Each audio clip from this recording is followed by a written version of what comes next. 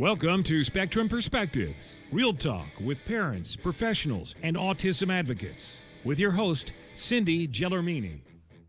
Autistic people are people. Why are we being shamed for that? Why are we not allowed to love ourselves for it? Why are we not appreciated for our autismness? Why are we not, right? Which is a humongous change from when I started.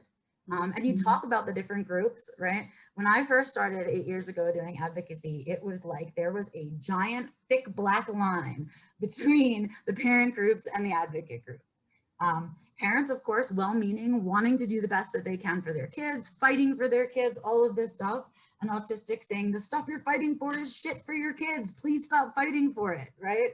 And so it was a big thing, autistic adults feeling like they weren't being heard, especially by the parents who were trying to— That I see. It's like a daily post of they're not being heard, they're not being heard. So, and I'm like, that's probably the main reason why I wanted you on. I'm like, please speak and tell me how you feel. And so here's the deal. Now, though, 8 years later, the conversations are changing, you guys. So props to the new parents out there, because they are listening. We are being heard now by those parents. We now have shared groups with parents and autistic adults where the parents can ask their questions of autistic adults and we can answer them. And the questions aren't, how can I fix my kid? How do I cure my kid? How do I make my kid stop doing this?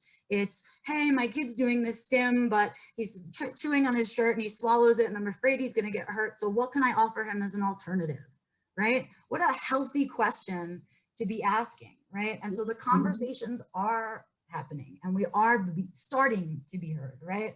And are starting to get into that. And so that is being blurred, I'm glad to say, that it's being kind of blurred over and less visceral. It used to be very visceral. And there was a lot of anger behind it. And I think now, and rightly so, I mean, people were feeling silenced. They felt like they were, we were really dismissed for most of our lives. And then once people were ready to talk about it, we were dismissed within our own community, like dismissed by parents, dismissed by people running nonprofits, right? And that kind of thing. And so there was rightful anger in there, but it did start out very viscerally. And I'm glad to see the change happening, right? Where there's now respect amongst the two groups. But, every day a new parent is finding out, right? That's what I think about. Every damn day, some new parent is getting this information. And man, when they go to Google, what do I want them to find? That's what I think about. Like my brain does that. So if I'm doing that, having a conversation with you means that if a mom is Googling and she comes across your YouTube channel, well, here's an opportunity for me to say to this mom, hey, you can do by this kid so good. Here's how, right? Here's what everyone was doing wrong. Don't make their mistakes. Here, we learned from that, right? And it doesn't have to be an anger thing. And I think autistics are learning how to educate without the anger in a better way these days. And so that communication is happening. And both groups are learning. And it's really kind of amazing because in that mush, we forget about this one group of people that's really important. The autistic adults that are parents of other autistics, right? They belong in both groups technically, right? Yeah. And how do you adjust as that? And so that's a conversation that's just now happening in the community. Sure. What about the autistics that are parents, right? Some of them get mistreated because of their autism as parents. They don't even get their full parental rights because, right? And so think about that piece.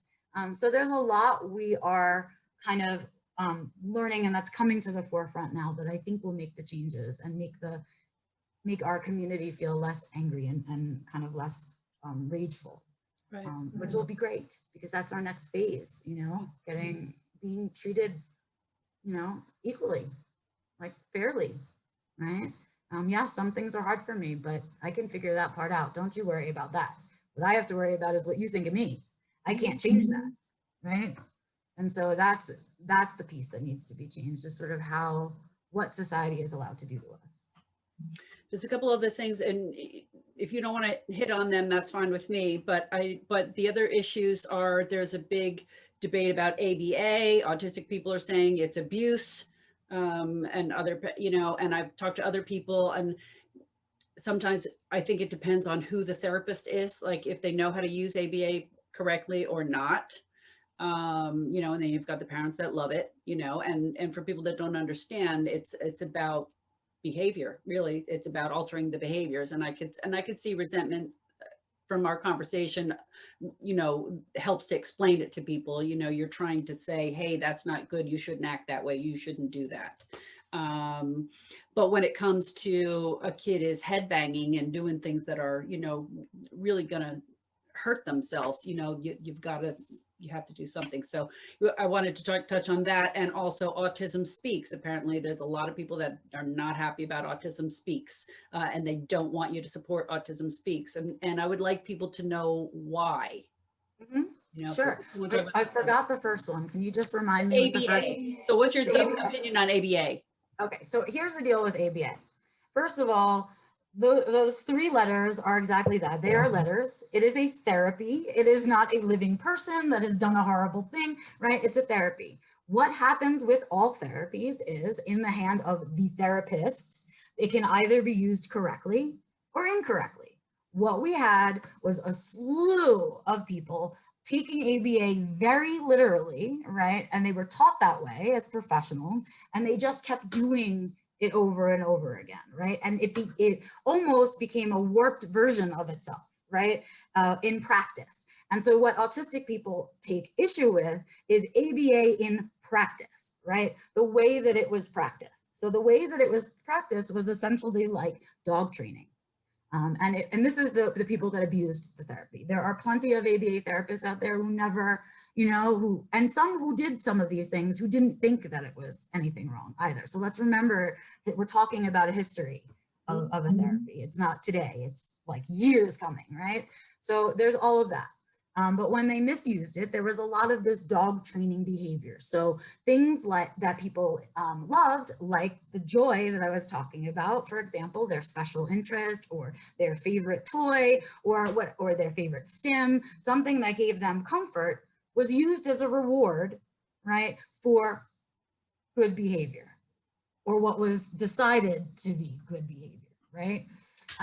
And then there was punishment for not doing that good behavior, like not getting your rewards, not getting your special interest. What we know now is that those things are so important to the autistic well-being that when you take away a special interest, it's like starving your child, essentially, and using food as a reward instead of, right? Because you're actually taking away their regulation issue, the things that they use naturally to regulate. Right? So you're asking for good emotional regulation, but you're taking away all the things that they use naturally to emotionally regulate and forcing them to use tools that aren't natural to them, right? So it creates this, first of all, it's really hard to kind of fight against your instinct all the time. It's exhausting to do that all the time. So we were exhausting our children, right? And then they were having meltdowns because they were tired of working their brains so hard. And then we were punishing for that. And then we were, right? And so we weren't asking ourselves a really important question. We weren't asking ourselves why. Why is my child headbanging? Why is this happening? Where is it coming from? What is happening that the child needs to emotionally regulate right now? Right? Why? What's happening? And when we started to ask ourselves those questions, we started to see the therapy open up, right? Because when you flip the perspective and instead of trying to make the autistic fit into a neurotypical mold, but instead you look at, from a neurotypical perspective, the autistic perspective, like perhaps the environment's really uncomfortable. And that's why they're having such a hard time. Let me lower the lights and lower the music. Maybe it'll be easier. And then we won't have headbanging. But till we notice all of that stuff, the headbanging is going to continue. The punishment reward system goes on. Nothing changes. And we haven't helped this person at all, right? All we've taught them is whatever you do naturally is incorrect and you can't do it. Yeah, it's bad, right? That's what we've taught, right? And so that's what people have issue with. That's the issue about ABA. And because it's sort of been so tainted, right? And really, it carries all of this weight to it. It's my opinion that it's time to just let it go and to kind of reinvent some other way of it and call it something else. It's time to just move on, because we did have people that abused the therapy, that used it in an abusive way, that created trauma for a lot of people who have valid reasons for saying so, right? And so, yes, do we want to help our kids? Do we want to leave a kid banging their head? Of course not. Oh my gosh. But what I want to know is, why is that kid banging their head? Because if I can eliminate the trigger, then that person doesn't have to get so upset that they're to the point of banging their head, right? I can try and stop it. And then at the same time, they get to learn what that is too. So they learn about what triggers them, right? And so we're unraveling the source of the behavior rather than just trying to correct the behavior like we do with dogs, right? And so that's the like crux of the issue, right? And then there's this other little piece to it that people really never talk about, which is that when these brand new parents are getting their brand new diagnosis, they are told that the best therapy for their child is ABA. Immediately. Yeah. Immediately. Okay. And this is not about being a good parent, bad parent, no judgment on the parent level. This is what they're told, right? Because we don't have any other alternatives, right? We don't have anything better to give you. This is what I keep asking, even the parents that are, and people that are complaining about it. And I keep asking them, what's the alternative? What's the answer? And no one will answer my question. And they think I'm being nasty. I'm like, no, I'm asking a legitimate question. If this is so bad, then what is the alternative? How can we help, right? How can we unravel this? And that's where I think we are, right? I think like it's time that ABA goes the way of the wind because it's really done some damage, and it's time we just admit that. But we can't get rid of it and give nothing, right? We need something to replace it. And the other humongous piece of it is that ABA is covered by insurance. So not only does your nice friendly doctor tell you you need to immediately find an ABA professional, they will also tell you it's the only thing that you'll be able to get covered. Right. So some people are forced to do ABA because they have no finances to do anything else. Right. Right. They can't choose an alternative. Yeah. Even if they wanted to. Yeah. And so that's like, to me, that's the big picture of the ABA conversation from all sides, right? Not just the autistic perspective. I do think that I think everyone's standpoint is valid. What I think though, is that we all kind of agree that ABA and the way that it was used sucked. And it's time to really move on, but we can't leave parents with nothing. So it's like time. There's so many professionals out there. Get off your butts and create some other version of something that teaches parents how to get to the why, right? Why not sit down and teach these parents and these children some skill sets that they can use for the rest of their freaking lives? Okay, I'm having something go on and I'm upset in my body enough to be injuring myself. Okay. Well, how? I didn't just flip a switch and get there. Something happened, right? And as a human, when you learn how to do that for yourself, you're a healthier human. As a parent, you're a better parent, right? Because you're being observant and you're including your kid on the journey, right? And they're learning about themselves while you're learning about them. And that's the kind of thing that needs to take the place of ABA therapy. That's the kind of thing that needs to get covered by insurance, that needs to be shouted out by medical professionals, right? But it's also the kind of thing that takes time because no one's going to use it until we do the research to prove it. And until we have the research, blah, blah, blah, and everything takes forever because of bureaucracy. And in the meantime, people live and die, right? And so that's really the truth. And I think that's a fair, realistic look at kind of the whole thing. Yeah. But yeah, that's kind of where we're at about it. Yeah. Okay, so the next question was about Autism Speaks. What's your opinion about that? Okay, so this is another history lesson. It has history, right? So the anger against Autism Speaks comes from a very similar place of the ABA place. And it's really about a group of people trying to kind of commandeer another group of people. So Autism Speaks came to be by a grandmother who had a grandson who was what was then called severely autistic. And grandma said, oh no, my grandchild is not gonna suffer with this thing. We have a lot of money, we're gonna start a nonprofit. And so Autism Speaks comes to be born, right? As we historically look back, we know that the autistic voice wasn't anywhere near entering the conversation when Autism Speaks came to be. And so it came to be as a parent organization, parent run, parents funded it, parents went to all of the things. It was all about the parents, right? Well, when the autistic voice entered into the picture, many nonprofits turned around and said, oh my God, our autistics are talking to us. Let's let them into the conversation. Not so much with Autism Speaks. They really, they were a money machine. They are a money machine.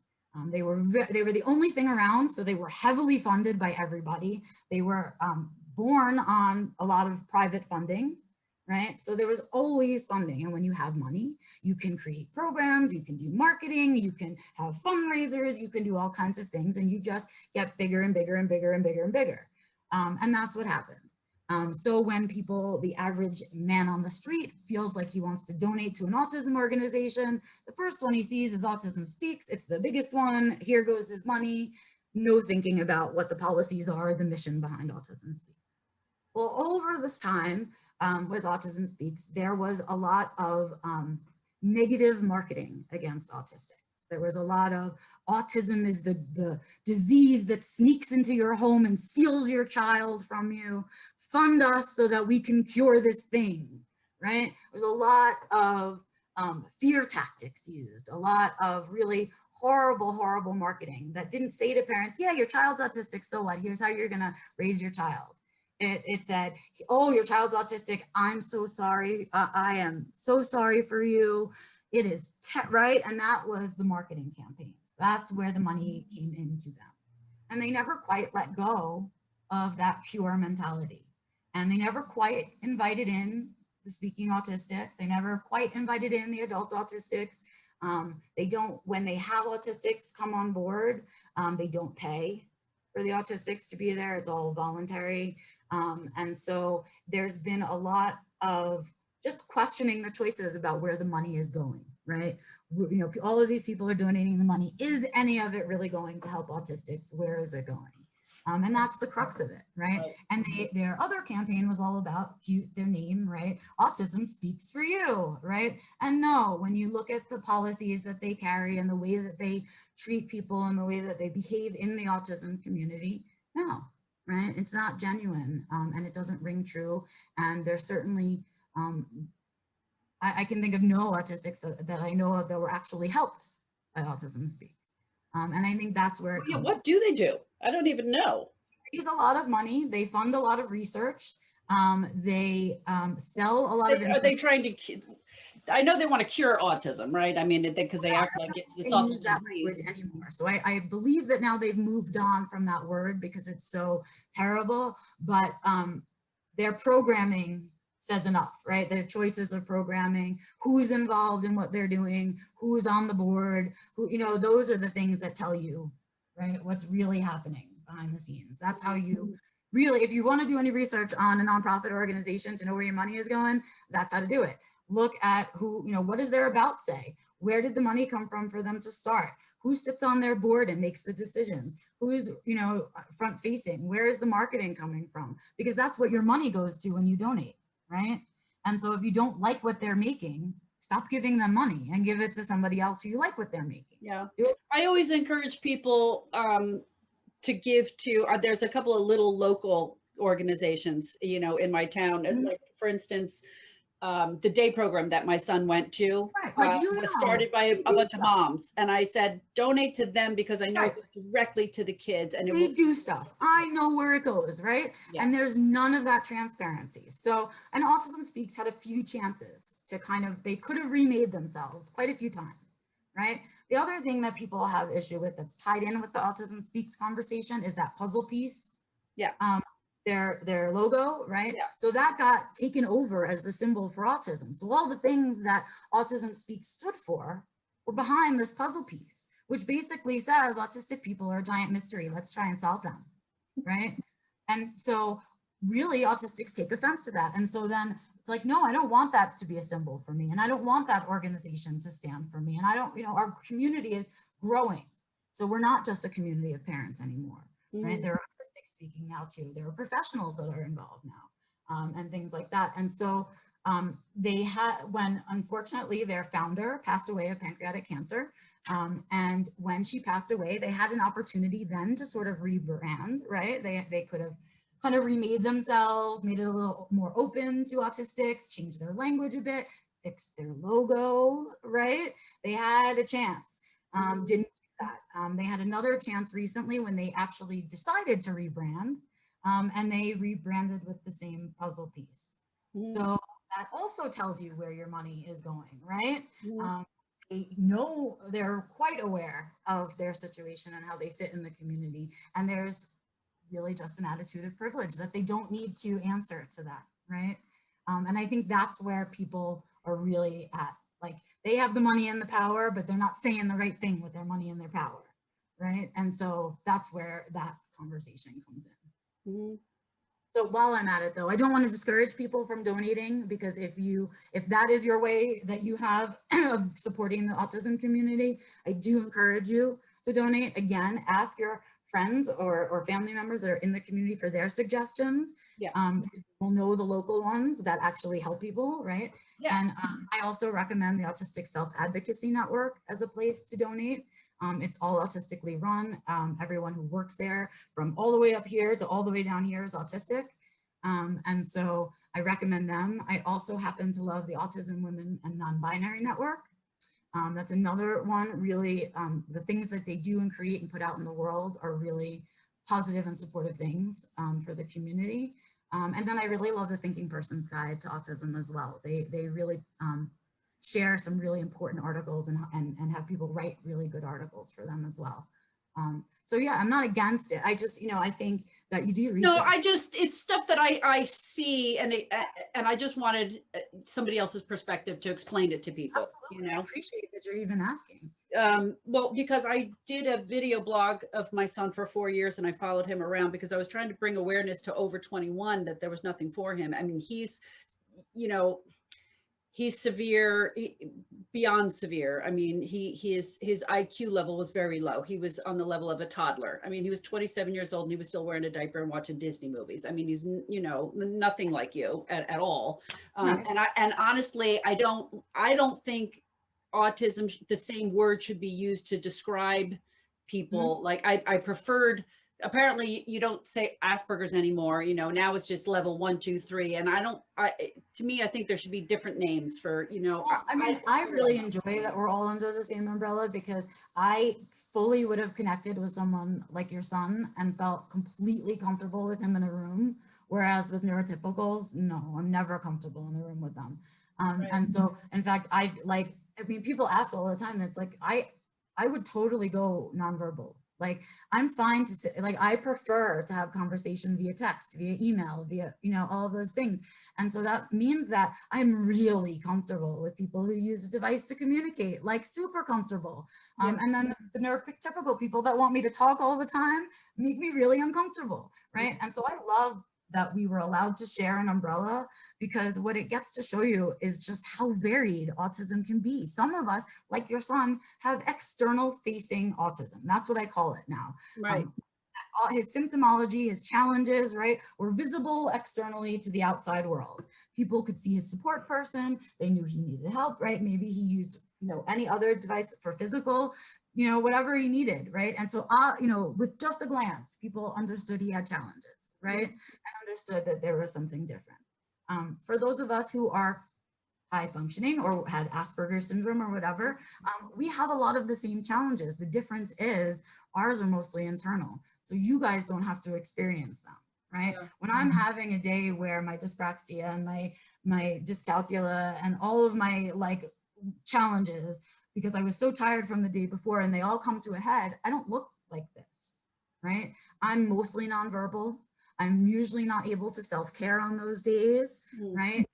And so there are days when I don't look like this, right? And so I think what we need to understand is that we do share a lot, for whatever reason, I would probably understand your son's whys for his behaviors, because we share a neurology, right? Even though we present so differently, right? There's still a connection for us. I think people with autism make great teachers for people like my son. Well, because we get them.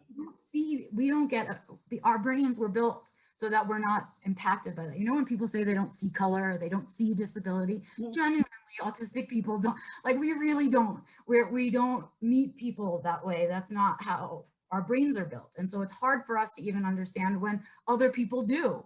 We're like, I don't get it. I don't get, because my brain doesn't do that. And so I think in essence, we do make good teachers, because we don't have those judgments. We don't make those judgments upon meeting someone. So it's interesting though, that the way that connection happens, because this is a great story that I love to tell. I have a really good friend named Paul.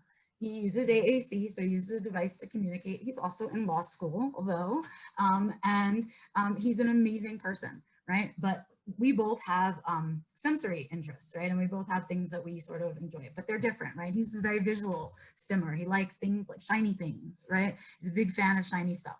And I like stuff I can squish, right? I mean, that's my sensory thing. So we bond over our need for sensory. Like if he sees a staple, he's got to grab it because it's just there. If I see something I can touch and I can make contact with, like in a store, touching clothes and you know what I mean? Like I just am a toucher, right? I like that sensory input. And so we laugh about it because that behavior makes other people uncomfortable. So the first time I met Paul, we were getting along just fine. And he was playing with my paper because I had a paper clip and a staple on my paper. And his mom came over and she said, "I'm so sorry." And she took it away from him and gave it to me. And oh my God, are you okay? You're not uncomfortable. And I'm going, why is she so weird? That was like, why is she being, we were fine. Like I had to say to her over and over and over again, I promise you, I'm fine. He can have my paper. I don't need it. We were just fine. Like, you don't need to correct for him around me. I'm fine with it. You know, I'm comfortable with it. And I think that's the piece that we have to break through, is that discomfort place, right? Like needing to make everyone else so comfortable when we're not taking care of ourselves is a terrible behavior, right? Across the board. Yeah. So, you know, just learning that we don't, you know, you don't have to fix all those things. And so for me, that relationship with Paul is just organic. It was organically comfortable. It didn't become uncomfortable. Somebody else inserted, right? And made it uncomfortable. And so I think that's the stuff that we have to teach as autistic people, right? It's like, you know, I'm okay. We're okay. And we really like each other, right? No matter what part of the spectrum we're on, we like each other as much as other humans like other humans, right? There are definitely autistics I've met that I'm not a fan of, right? But, you know, for the most part, when we see each other, there's a recognition of, I get you, you get me, and we don't have to do all that false stuff that we see neurotypicals do. We can just talk about our special right away. Yeah. I wrote a children's book series. It just came out this week. And the running theme, there's 12 stories, and the mom says to him over and over again, "I love you just the way you are. I love you just the way you are."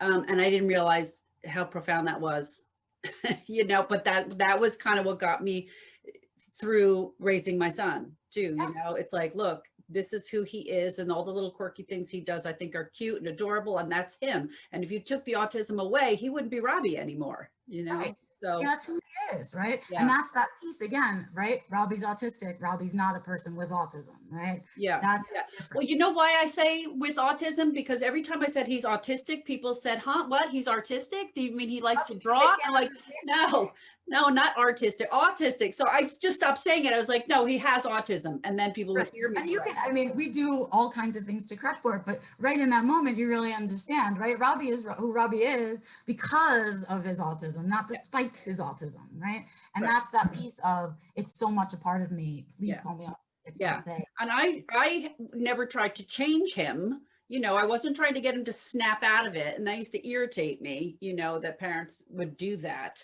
I felt like they were immediately tried to blame someone. They blamed the doctor, the delivery, the vaccines, the whatever. Who can I blame for this? And then they were either angry or depressed.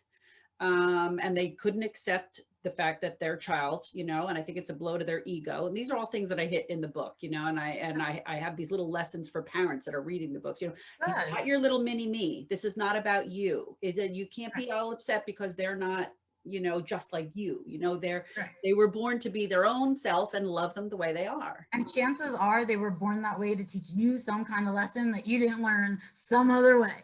And so, like, we have a lot to teach. You're right. We are teachers. And so I hope that this gives people an opportunity to really learn a little bit more about kind of the adult community and the issues in our community and stuff like that. Can you just share, like, if anybody wants to get in touch with you, like, you know, with the name of your business or how they can reach you and get in touch with you? Really easy to find me. My website is Becca Lory, Lory.com.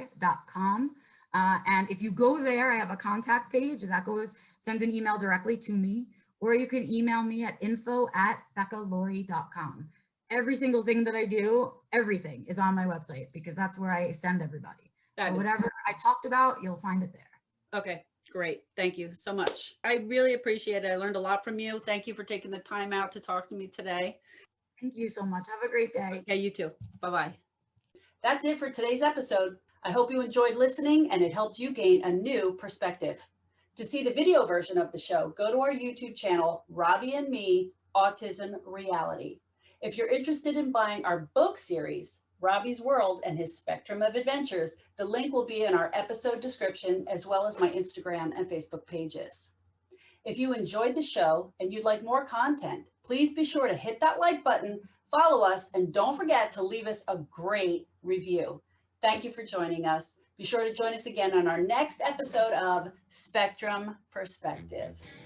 Thank you for joining us today. Be sure to join us again on our next episode of Spectrum Perspectives.